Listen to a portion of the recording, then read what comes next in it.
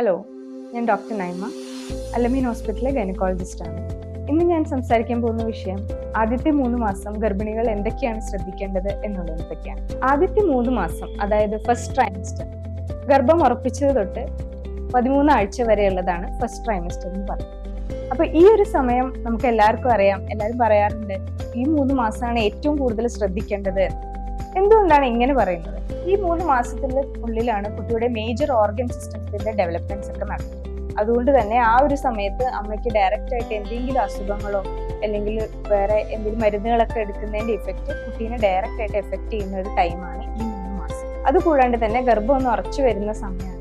ഈ ഒരു ടൈമിൽ അബോർഷൻസ് ആവാനുള്ള ചാൻസസ് വളരെ കൂടുതലാണ്. അതുകൊണ്ട് ഈ 3 മാസം നമ്മൾ ഏറ്റവും കൂടുതൽ ശ്രദ്ധയിലിരിക്കേണ്ട ടൈമാണ്. അപ്പോൾ ആദ്യത്തെ അപ്പോയിന്റ്മെന്റിൽ നിങ്ങൾ ഡോക്ടറായിട്ട് സംസാരിക്കാനായിട്ട് വരുമ്പോൾ ഒരു ഡീറ്റെയിൽഡ് ഹിസ്റ്ററി തന്നെ നിങ്ങൾ ഡോക്ടർക്ക് കൊടുക്കേണ്ടതാണ്. നിങ്ങൾക്ക് മുന്നേ എന്തെങ്കിലും അസുഖങ്ങൾ ഉണ്ടായിട്ടുണ്ടോ, നിങ്ങൾ സ്ഥിരമായി കഴിക്കുന്ന എന്തെങ്കിലും മരുന്നുകളുണ്ടോ, ഇത് ആദ്യത്തെ ഗർഭം അല്ലാന്നുണ്ടെങ്കിൽ നിങ്ങൾക്ക് മുന്നേ അബോർഷൻസ് എന്തെങ്കിലും ഉണ്ടായിട്ടുണ്ടോ, മുന്നത്തെ ഗർഭത്തിൽ എന്തെങ്കിലും കോംപ്ലിക്കേഷൻസ് ഉണ്ടായിട്ടുണ്ടോ എന്നുള്ളതൊക്കെ നിങ്ങൾ ഡോക്ടറായിട്ട് ഡിസ്കസ് ചെയ്യുന്നതാണ്. നിങ്ങൾ പരിശോധിച്ചതിന് ശേഷം ഡോക്ടർ നിങ്ങൾക്ക് ആവശ്യമായ ബ്ലഡ് ടെസ്റ്റുകളും പിന്നെ സ്കാനും ഒക്കെ അഡ്വൈസ് ചെയ്യുന്നതാണ്. ഗർഭം ഉറപ്പിച്ചതിന് ശേഷം ഒരു 2 ആഴ്ചയ്ക്ക് ശേഷമാണ് നമ്മൾ ഫസ്റ്റ് സ്കാൻ ചെയ്യുന്നത്.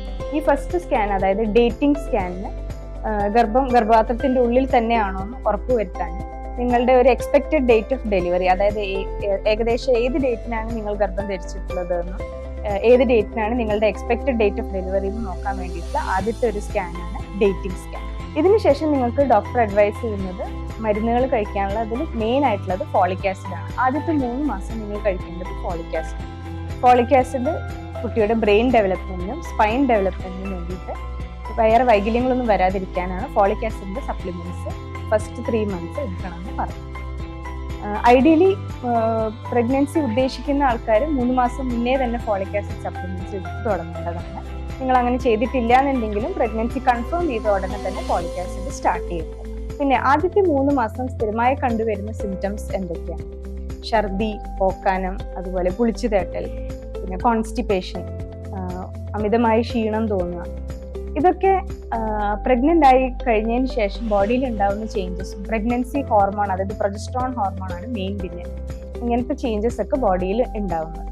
അപ്പോൾ ഇതൊക്കെ തടയാൻ വേണ്ടിയിട്ട് നിങ്ങൾക്ക് മരുന്നുകളുണ്ട്. അത് കൂടാണ്ട് നിങ്ങൾക്ക് സ്വയം ചെയ്യാവുന്ന കാര്യങ്ങൾ എന്തൊക്കെയാണ്? ഭക്ഷണം കഴിക്കുന്നത് സ്മോൾ എമൗണ്ട് റെഗുലർ ഇന്റർവെല്ലായിട്ട് കഴിക്കുക. അതായത് കുറച്ച് ഒരു 2 മണിക്കൂർ ഗ്യാപ്പ് ഇട്ടിട്ട് ഭക്ഷണങ്ങൾ കഴിക്കാൻ നോക്കുക. 3 നേരം കഴിക്കാണ്ട് അതിൻ്റെ ഇടയിലായിട്ട് കുറച്ച് പോർഷൻസ് ആയിട്ട് ഭക്ഷണങ്ങൾ കഴിക്കാൻ ശ്രദ്ധിക്കുക. ഒരുപാട് ഓയിലി ആയിട്ടുള്ള, ഒരുപാട് സ്പൈസി ആയിട്ടുള്ള ഭക്ഷണങ്ങളൊക്കെ ഒഴിവാക്കാൻ ശ്രദ്ധിക്കുക. ഭക്ഷണം കഴിച്ച ഉടനെ തന്നെ പോയി കിടക്കാതെ ശ്രദ്ധിക്കുക. അങ്ങനെയൊക്കെ ചെയ്യുമ്പോഴാണ് കൂടുതൽ കുളിച്ചു തേട്ടലും വയറിൽ ഗ്യാസ് ഫോർമേഷൻ ഉണ്ടാവുകയും ബുദ്ധിമുട്ടുണ്ടാവുകയൊക്കെ ചെയ്യും. പിന്നെ ധാരാളം വെള്ളം കുടിക്കുക. പ്രത്യേകിച്ച് നമ്മുടെ ഈ ടൈമിലാവുമ്പോൾ ഒരുപാട് ചൂടുള്ള സമയമാണ്. ഡീഹൈഡ്രേഷൻ വന്നാലും ഇങ്ങനത്തെ സിംറ്റംസ് ഒക്കെ ഉണ്ടാവും. അതുകൊണ്ട് തന്നെ നല്ലോണം വെള്ളം കുടിക്കുക, ഹൈഡ്രേറ്റഡ് ആയിട്ട് ഇരിക്കുക. വെള്ളങ്ങളായിട്ട് കുടിക്കാൻ പലപ്പോഴും ബുദ്ധിമുട്ട് പറയാറുണ്ട്. അപ്പോൾ വെള്ളങ്ങളുടെ ആയിട്ട് കുടിക്കാണ്ട് ജ്യൂസായിട്ടോ അല്ലെങ്കിൽ കഞ്ഞിവെള്ളത്തിൽ ഉപ്പിട്ടിട്ടോ നാരങ്ങ വെള്ളമായിട്ടോ അങ്ങനെ എന്ത് രീതിയിലായാലും ഫ്ലൂയിഡ്സ് ശരീരത്തിൽ എങ്ങനെയും ചെല്ലും. അപ്പം അത് നിങ്ങൾ ശ്രദ്ധിക്കുക. പിന്നെ ഈസി ആയിട്ട് ഡൈജസ്റ്റബിൾ ആയിട്ടുള്ള ഫുഡ്സ് കഴിക്കാൻ ശ്രദ്ധിക്കുക. അല്ലാണ്ട് ഒരു പൊറോട്ടയോ അതുപോലെ ബീഫ് അങ്ങനത്തെ സാധനമൊക്കെ കുറച്ചും കൂടി ടൈം എടുത്ത് ഡൈജസ്റ്റ് ആവുന്ന ഫുഡ്, ചപ്പാത്തി, അതൊക്കെ കുറച്ചും കൂടി ഇങ്ങനെ ബുദ്ധിമുട്ടുള്ളപ്പോൾ അതൊക്കെ കുറച്ചും കൂടി കൺട്രോൾ ചെയ്തിട്ട് ഈസിലി ഡൈജസ്റ്റബിൾ ആയിട്ടുള്ള ഫുഡും പിന്നെ ഫ്രൂട്ട്സ് ആൻഡ് വെജിറ്റബിൾസും കൂടുതൽ ഡയറ്റിൽ ഇൻക്ലൂഡ് ചെയ്യാനായിട്ട് ശ്രദ്ധിക്കുക. ഇതിനുശേഷം 3 മാസം തികയോട് കൂടിയിട്ട്, അതായത് ഒരു 11 to 13 വീക്സിനുള്ളിൽ അടുത്ത സ്കാൻ വരുന്നത് NT സ്കാനാണ്. കുട്ടിക്ക് എന്തെങ്കിലും ബുദ്ധിമാന്ദ്യമായി ബന്ധപ്പെട്ട എന്തെങ്കിലും വൈകല്യങ്ങൾ എന്തെങ്കിലും വരുന്നുണ്ടോ എന്ന് നോക്കാൻ വേണ്ടിയിട്ടാണ് 3 മാസത്തെ സ്കാൻ ചെയ്യാറ്. ഈ സ്കാൻ NT സ്കാൻ എന്നാണ് പറയുന്നത്. അപ്പോൾ 11 to 13 വീക്സ്, 11 തൊട്ട് 13 ആഴ്ചയുടെ ഇടയിൽ, അത് 3 മാസം തികയോട് കൂടിയിട്ട് നിർബന്ധമായും ചെയ്യേണ്ട സ്കാനാണ് NT സ്കാൻ.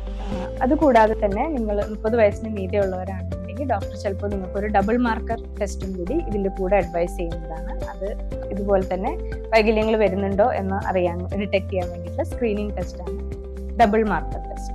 അപ്പോൾ ഇത്രയൊക്കെ കാര്യങ്ങളാണ് 3 മാസം, അതായത് ആദ്യത്തെ 3 മാസത്തിൽ നിങ്ങൾ ശ്രദ്ധിക്കേണ്ട കാര്യം.